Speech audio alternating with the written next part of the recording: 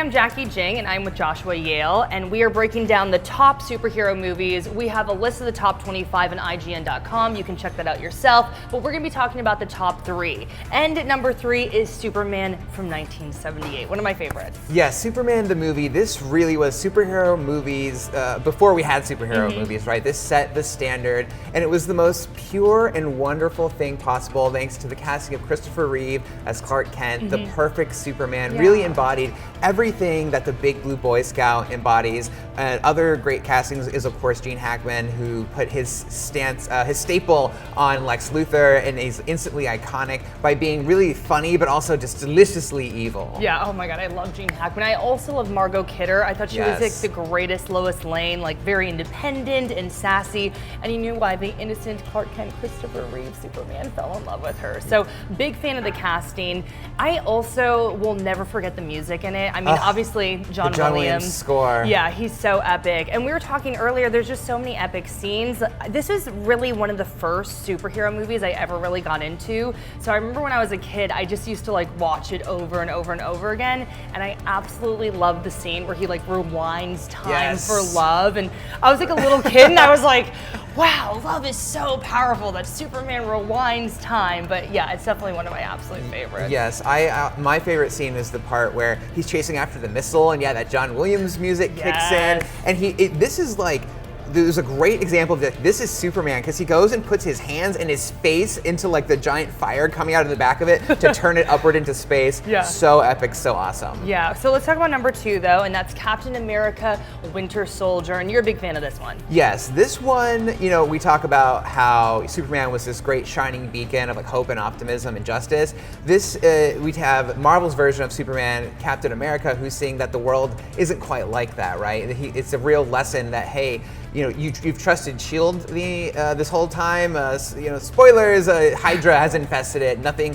Everything that you've trusted and sort of dedicated your life to is not what it seems. And he gets this rude awakening. Even from the beginning, something's up, because Nick Fury, who he trusts because as head of S.H.I.E.L.D., plays Black Widow against him. And they're on 2 different missions. And so things get, the foundation of what he's used to, it gets shaken. And then from there, it just goes off and goes immediately to 11. And we have that awesome elevator fight scene, his escape from S.H.I.E.L.D. on the motorcycle, just really, really awesome action throughout. And of course, there's that emotional heart when we find out that Bucky Barnes is still alive, and he's the Winter Soldier with that awesome robotic arm. Yeah, for me, Winter Soldier, what makes it for me is Bucky Barnes. Like, I think Sebastian Stan is exceptional, and he's just like mysterious, and he has that great backstory, and he looks totally badass. Yeah, he's got that punk rocker hair and eyeshadow. Yeah, and the arms, like, it's just like absolutely amazing. So Captain America Winter Soldier, number 2, I'll give it that. But number 1, hands down, without questions, The Dark Knight. Howard the Duck. It's not Howard the Duck? No, it's not. I'm sorry. Did you prepare? I'm just kidding. But though Howard the Duck,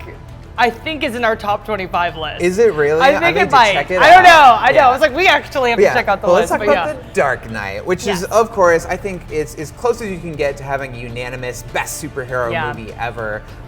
This just was firing on all cylinders from the beginning, and it really is all thanks to Heath Ledger's Joker. To a lot of people, everyone knows this, but everyone was like, oh, I don't really know about Heath Ledger as a Joker. Then as soon as we saw him with the voice, the look, like the war makeup, and it was just like, it was unsettling, unnerving, and just completely insanely awesome. For me, there's only been 2 times where I've been in the theater and a villain has come on screen and I've just been physically like scared. Like I can just like feel it in my entire being. And one was Javier Bardem in No Country for Old Men, and then it was Heath Ledger.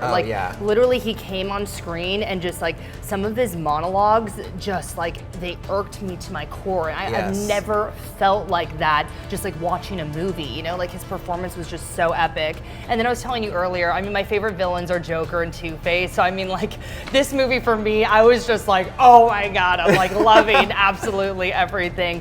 Also, love Michael Caine. I'm sorry, just like He's just my Amazing absolute cast. favorite. Yeah, the cast is exceptional. He yeah. brings such emotion and humor to the Yeah. movie because it gets really real, obviously, and Christian Bale's doing his like stern Batman Yeah. thing. But then he comes in and makes you laugh and adds that emotional heart to it. You know, Aaron Eckhart is Two-Face. You know, Yeah, I know you love love Aaron, Two-Face, yeah. and he really was like the villain who we were on his side, right? But then the Joker corrupted him and turned him into a monster. Yeah. So it really showed, you know, the other half of the other side of the coin. Yeah. Hey, I like that. You know what I also loved about The Dark Knight, though, is, I mean, I love some of the older movies, you know what I mean? But this one was just so real. And I remember I was able to take my dad to it and my mom to it, and they were like able to get into it a little bit more just because it was so realistic. And we were saying this earlier, I mean, this was the first, or one of the first comic book movies that really made comic book movies like, hey, this isn't just a good comic book movie, like this is just a good movie, period. You know what I mean? Yes. Yeah. And the shadow that The Dark Knight has cast is extremely long. Yeah. It was that movie that was so good that audiences were like, hey, why wasn't this nominated for a Best Picture Oscar? And not long after, they expanded the category to include more nominees than just 5, hoping that they'd get some blockbuster movies in there. And even this year, they just announced like the Oscar for Best Popular Film. Yeah. So, and all the DC movies since then, people have long compared them to The Dark Knight and wanted something like that. And that's why I think the DC universe since then has had a darker aesthetic.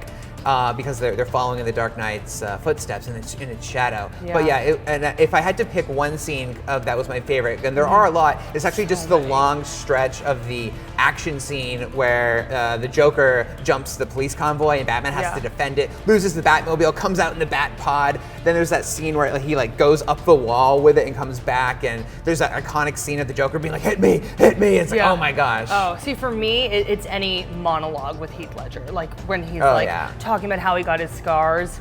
Of course. Why so serious? Iconic. Like, oh my gosh. Okay, our producer's like, wrap it up here. But seriously, the one problem I have with The Dark Knight though is Christian Bale's Batman voice. Like, that was like the one thing I could never get into. But Nothing's maybe that's perfect. just me. Nothing is perfect, Yeah. exactly. All right, well, don't forget to check out our trailer breakdowns for Shazam and also Venom. Those are so awesome. I'm really looking forward to those movies. And as always, be sure to follow and subscribe to IGN wherever you like to watch. See you later.